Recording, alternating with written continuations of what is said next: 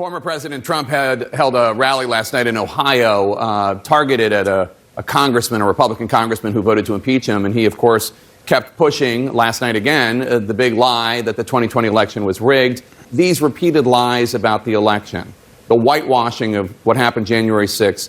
Do you think it undermines American democracy? And if so, do you think that more of your Republican colleagues need to speak out? Well, I do think it's important for each person to speak the truth and to make clear that the big lie is exactly that. Here in the U.S., there's a growing recognition that this is a bit like WWF, that it's entertaining, but it's not real. And I know people want to say, yeah, they believe in the big lie in some cases, but I think people recognize that it's a lot of show and bombast, but it's going nowhere. The election is over. It was fair. Look, the president was crying foul on election night, and actually before election night. And the question is, what were his sources of information? Where did he hear that the election had been fraudulently carried out? Did he hear it from the Justice Department? No. Did he hear it from the intelligence community? No. So where did he hear it from? The MyPillow guy?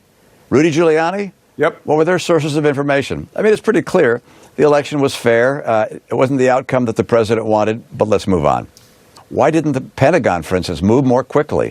What happened at the White House? Why didn't action immediately occur to protect the vice president? So these are questions I think people want to know the answers to. So President Biden originally said if your compromise plan is the only bill that comes to his desk, quote, I'm not signing it. But then yesterday he issued a lengthy statement saying he supports the deal, and it was certainly not his intent to issue the veto threat.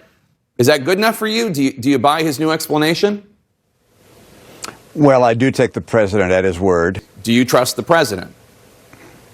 I do trust the president, and he made very clear in the much larger statement that came out over the weekend, carefully crafted and thought through piece by piece, that if the infrastructure bill reaches his desk and it comes alone, he will sign it. Look, I called the White House, and the White House called around to, I think, each of us who'd been negotiating and said, okay, look, we're going to make clear exactly what the president means.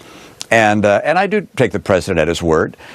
But do I take him at his word? And do I think he's a man of honor? Absolutely. Oh, my God, it makes my head ache. Good thing I don't have much hair left. I'd be pulling it out.